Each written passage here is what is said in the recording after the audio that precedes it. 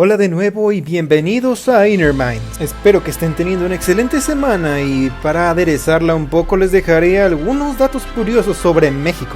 Este video no es un top, sino más bien un listado que comprende 6 curiosidades de México que posiblemente no conocían. En caso de que ya conocieran una o varias de las curiosidades que vamos a mencionar, les agradecería infinitamente que nos lo dijeran en los comentarios. O si tuvieran alguna curiosidad más que agregar, sería igualmente infinitamente agradecida si la dejaran en los comentarios. Sin más por el momento, les presentamos los 7 datos curiosos que posiblemente no conocían de México. Empezaremos nuestro listado con una curiosidad culinaria de México.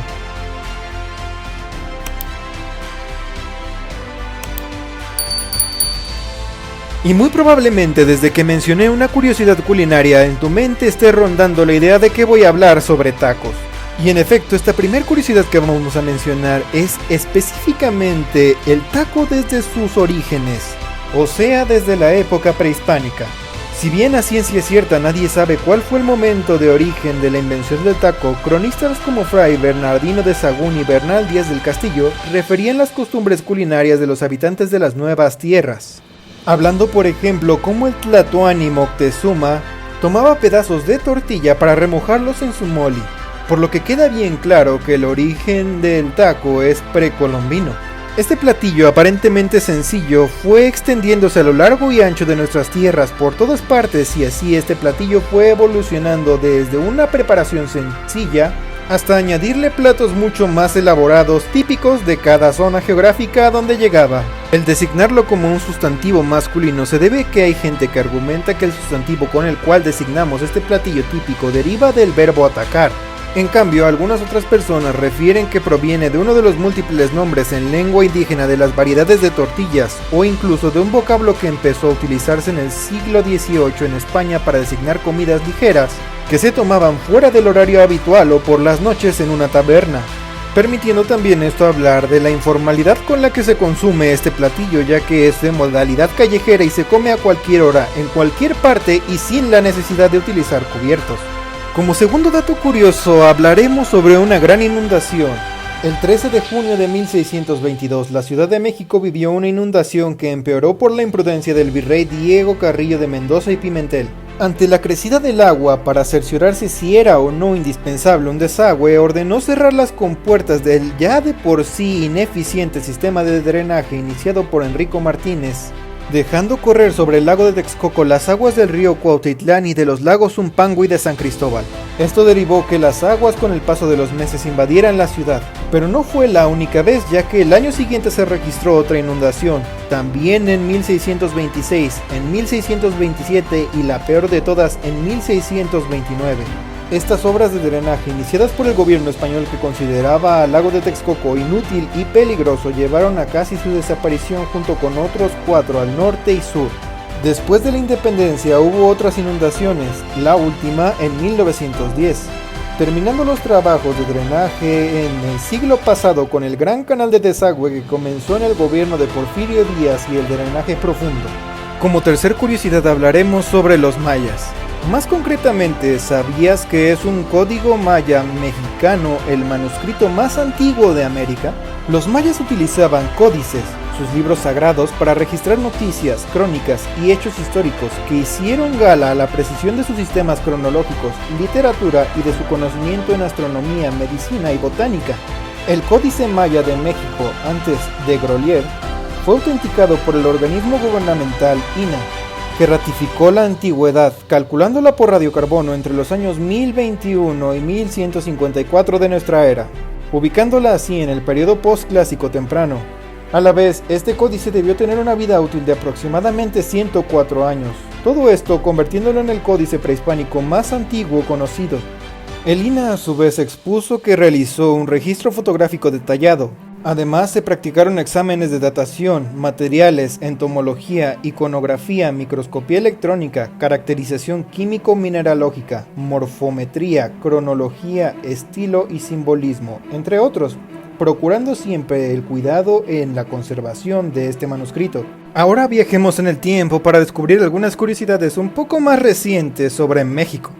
De por sí en aquel entonces fue una noticia bastante pesada en 1861 cuando en México llegó la noticia de que Francia, Inglaterra y España unirían fuerzas enviando sus ejércitos a México para exigir el pago de los préstamos que se habían otorgado al país.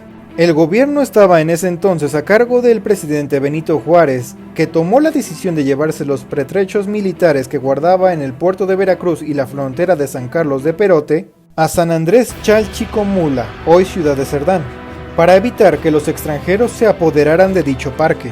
Entonces el jefe político de la región, José María Velázquez, dispuso que se almacenaran en el viejo edificio de la colecturía del diezmo, que durante muchos años guardó los granos cosechados en el pueblo hasta que a raíz de las leyes de reforma se convirtió en cuartel general. Para enero de 1862 las fuerzas extranjeras habían desembarcado ya en las costas de Veracruz y el ejército de Oriente se encontraba en Orizaba, pero poco tiempo después tuvo que replegarse debido a los Tratados de la Soledad, firmados el 19 de febrero de aquel año por los representantes aliados y el gobierno mexicano con el propósito de encontrar una solución pacífica al conflicto. A consecuencia de esto, el general Ignacio Zaragoza, que comandaba el ejército del Oriente, ordenó a la primera brigada de la tercera división irse a San Andrés Chalchicomula. Este movimiento militar y armamentístico que se suscitó el 6 de marzo, cuando llegó la brigada de Oaxaca a Chalchicomula, y debido a una mala organización así como imprudencias por parte de los soldados, suscitó una gran catástrofe a las 8 de la noche. Cuando las soldaderas que acompañaban al ejército oaxaqueño comenzaron a encender fogatas en el patio para preparar los alimentos, mientras la banda de guerra del ejército salió a la calle de Plateros a tocar retreta. Más precisamente a las 8:12 se escucharon dos estruendosos estallidos. Una chispa de las fogatas había volado, provocando una tragedia sin precedentes. La colecturía quedó destruida y las casas aledañas se desplomaron de manera estrepitosa. Un testigo ocular contó que el estallido de la explosión, tanto las fuerzas que estaban en los cuarteles como el vecindario creyeron que era un movimiento revolucionario. Otros creían que eran las fuerzas extranjeras que sorprendieron a las que estaban y acababan de llegar. Pero posteriormente, y como ahora lo sabemos, todo fue debido a imprudencia. 3 días después llegaron del ejército francés y español médicos que poco pudieron hacer. Muchas personas ya habían muerto o estaban garrafalmente heridas. Nuestro siguiente dato curioso ocurrió a finales de este mismo siglo, hablando en esta ocasión de cuándo fue la primera función de cine en México. La primera función se realizó el 6 de agosto de 1896 en el castillo de Chapultepec y asistieron el presidente Porfirio Díaz, su familia y miembros del gabinete. Después, el 14 de agosto del mismo año se llevó a cabo la primera función oficial en la que estuvieron intelectuales y periodistas, quienes pudieron deleitarse con varias películas o vistas de menos de un minuto filmadas por los hermanos Lumière, los franceses que inventaron el cinematógrafo. Por ejemplo, la llegada del tren y la salida de los obreros de la fábrica, que mostraba a un grupo de obreros saliendo de su trabajo. Como sabes, las películas de esta época eran mudas y solo mostraban momentos reales, nada de actuación. El sexto dato curioso del cual les hablaré de verdad los va a sorprender. ¿Qué pensarían si les dijera que México estuvo inmiscuida en la carrera espacial? Pues bien, en 1957, cuando el Sputnik era lanzado por la Unión Soviética, en San Luis Potosí se construía el primer cohete.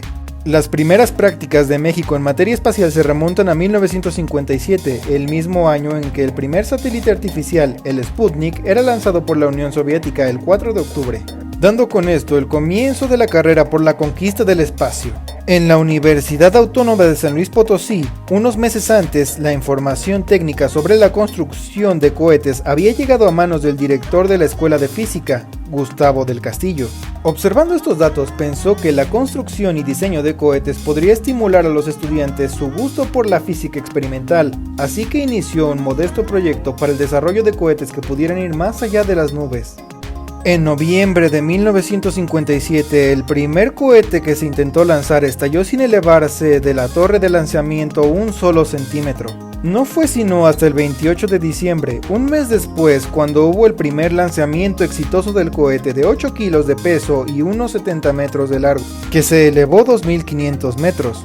Por primera vez en México se lanzaba un cohete con propósitos científicos. 4 meses más tarde se llevó a cabo el segundo lanzamiento, que ya incluía avances importantes como desplegar un paracaídas cuando el cohete iniciara el descenso, convirtiéndose así en una sonda recuperable para realizar estudios a elevadas alturas. Esto fue el parteaguas para que posteriormente en la Ciudad de México se iniciaran esfuerzos para lanzar otro tipo de dispositivos aéreos. Teniendo un éxito notable, eventualmente el presidente Adolfo López Mateos, el 31 de agosto de 1962, crea la Comisión Nacional del Espacio Exterior, que en 1962 realiza el lanzamiento del primer cohete de combustible sólido, Tototl, que alcanzó una altura de 22 kilómetros. Como último dato, pero no por eso menos importante, hablaremos sobre un dato muy controvertido. ¿México pertenece a Norteamérica o Centroamérica? Un amplio debate que ha dividido no solo políticamente a algunos gobiernos, sino a la gente en general. Bien, los organismos internacionales, así como el INEGI mismo, han hablado en numerosas ocasiones que México pertenece a América del Norte junto con Estados Unidos y Canadá. Sin embargo, no son escasas las literaturas donde podríamos encontrar a México como parte de Centroamérica. Y esto tampoco es tan mal, debido a que el territorio mexicano se encuentra dividido por el Trópico de Cáncer, ubicándose de esta manera cierta parte del territorio en Norteamérica y cierta otra parte del territorio en Centroamérica. Sin embargo, por fines políticos y comerciales se ha determinado que México pertenezca a América del Norte, aun si en numerosas ocasiones se ha intentado por parte del gobierno de Estados Unidos en determinar que México pertenezca a América Central. De hecho, en algunas declaraciones, el presidente de Estados Unidos actual, Donald Trump, ha determinado que él desconoce a México como parte de América del Norte. Pero claro está que no podemos tomarlo nada en serio, siendo él mismo una de las personas que sugirieron una de las soluciones más tontas para la pandemia actual, insinuando la utilización de desinfectantes, ya sea bebidos o inyectados, para curarse de cierto virus. Sin más por el momento, mis queridísimos Innerminders, me despido de ustedes pidiéndoles una gran disculpa por haberme extendido tanto en el video de hoy. Sin embargo, les pido que si les gustó el video, no olviden suscribirse si no están suscritos ya, darle like, comentar y muy importante, compartir el video. Nos vemos el próximo video.